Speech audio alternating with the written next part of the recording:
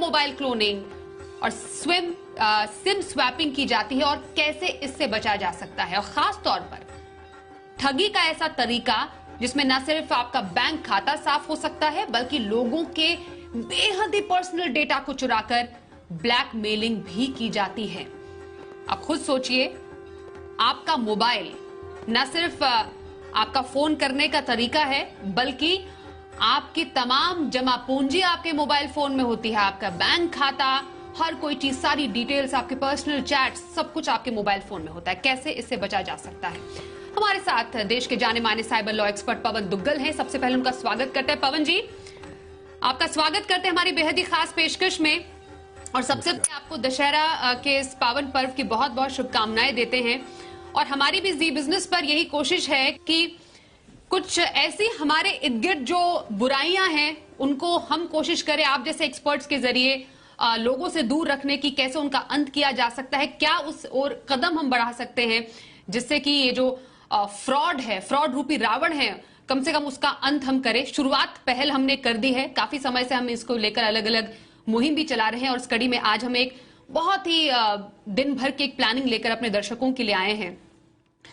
Mobile cloning, पवन जी, वैसे ये कोई नई बात नहीं है। अभी मैं अपना फोन उठाऊं या कई लोग अपना फोन में ऐप देखते हैं, बहुत सारे ऐप्स मोबाइल क्लोनिंग के हमें मिल जाते हैं। तो सबसे पहले आम लोगों की समझ के लिए कंफ्यूजन बहुत ज्यादा है, ये मोबाइल क्लोनिंग क्या लीगल है?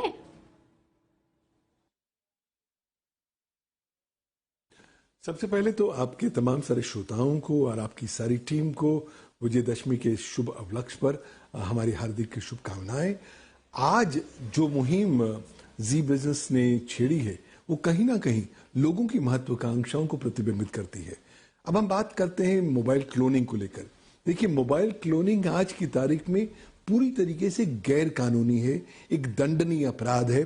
धारा 66 भारत के सूचना प्रौद्योगिकी कानून सन 2000 में, क्योंकि सेक्शन 66 इंफॉर्मेशन टेक्नोलॉजी एक्ट कहता है कि अगर आप जब कभी वो गतिविधि करते हैं किसी व्यक्ति की या ओनर जो डिवाइस का है उसकी परमिशन या कंसेंट के बगैर, जो कहीं ना कहीं डेटा की यूटिलिटी या महत्व को नकारात्मक रूप से प्रभावित करे, तो वो दंडनीय अपराध बनता है।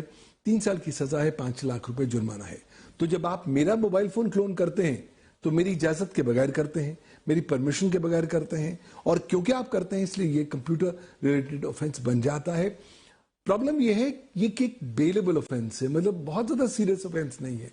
3 साल की सजा है, 5 लाख रुपए जुर्माना है, और कानून कहता है कि अगर आपके ऊपर मुकदमा दर्ज भी हो जाए तो आपको तुरंत अधिकार के तौर पर बेल मिल जाती है। और एक बार आपको बेल मिलती है, आप क्या करते हैं? आप अपने विरुद्ध जाकर जो इलेक्ट्रॉनिक एविडेंस होता है उसको नष्ट कर देते हैं और फिर निश्चिंत होकर बैठ जाते हैं कि मैं अब तमाशबीन बैठा हूं, देखते हैं किस तरह पुलिस आगे बढ़ पाती है। क्योंकि ओरिजिनल इलेक्ट्रॉनिक एविडेंस ही अगर नष्ट हो जाएगा तो किसी भी साइबर क्राइम केस में आप कन्विक्शन नहीं ले पाएंगे। तो कानून तो इसे कहता है कि मोबाइल क्लोनिंग इलीगल है, लेकिन फिलहाल मैं बहुत खुश नहीं हूं कानून के इस प्रावधान से। कई सालों से सरकार को बोल रहा हूं कि साहब इसकी कानून के प्रावधानों को ज्यादा सशक्त करिए, एक जो डेटरेंट इफेक्ट मौजूद नहीं है उसको लेकर आइए, क्योंकि हर आदमी जो मोबाइल क्लोनिंग करेगा उसके हृदय को कांप जाना चाहिए कि अगर मैं पकड़ा गया और अगर मेरे पर मुकदमा हुआ तो मुझे इस तरह की कानूनी परिस्थितियों का सामना करना पड़ेगा। लेकिन एक समान उपभोक्ता होने के नाते आप कृपया समझ लीजिए कि मोबाइल क्लोनिंग इलीगल है। ना तो किसी मोबाइल क्लोनिंग का हिस्सा बने, ना ही अपने परिवारजन या मित्रगण को आप प्रोत्साहित करें कि वो मोबाइल क्लोनिंग करें, क्योंकि अगर आप प्रोत्साहित भी करते हैं तो मोबाइल क्लोनिंग वाले ऑफेंस की आप अबेटमेंट करते हैं और असिस्टेंस करते हैं, और इसलिए आपको भी एज अ को अक्यूज्ड बनाया जा सकता है क्रिमिनल प्रोसिक्यूशन में। आज चारों ओर हम लोग अपने मोबाइल को ही अपनी जिंदगी का केंद्र बिंदु बना चुके हैं। कहीं ना कहीं जब इतनी ज्यादा मोबाइल क्लोनिंग हो रही है, हमें भी थोड़ा बहुत सेल्फ अंकुश, सेल्फ डिसिप्लिन लाना होगा। केवल उतनी ही जानकारी अपने मोबाइल फोन पर रखिए जितना बहुत ज्यादा जरूरी है। सारी अपनी पर्सनल जानकारी, अपनी फाइनेंशियल जानकारी मोबाइल फोन पर ना रखें, क्योंकि मोबाइल क्लोनिंग आज बहुत आसान है और मोबाइल को हैक करना आज बच्चों का खेल है। पवन जी, आपने बिल्कुल सही बोला। जो चीज हमारे लिए वरदान बन गई है वही अभिशाप के रूप में हमें परेशान कर रही है। तभी हम कहते हैं बून है, इज इट बून और बेन? अब परेशानी ये है, आपने कहा कि डेटरेंट क्या हो।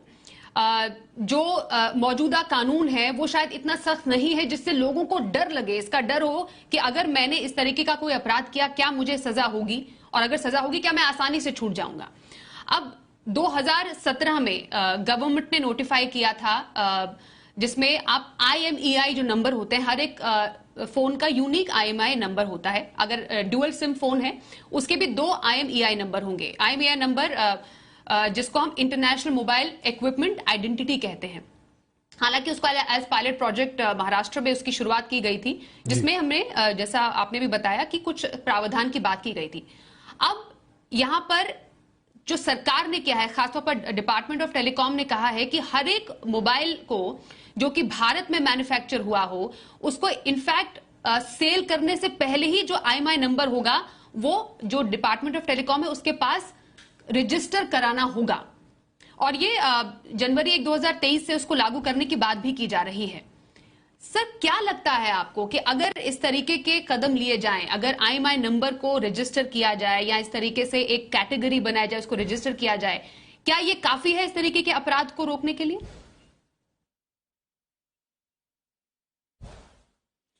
देखिए, ये एक सही दिशा में सही कदम है, लेकिन अगर आप समझें और कहें कि साहब ये कदम एकमात्र कदम होना चाहिए, तो मैं शायद उससे डिसएग्री करूंगा। उसका कारण ये है, अच्छी बात है कि आप हर IMEI नंबर को डिपार्टमेंट ऑफ टेलीकॉम के साथ रजिस्टर करेंगे और दायित्व भी बनता है मोबाइल इक्विपमेंट मैन्युफैक्चरर्स का।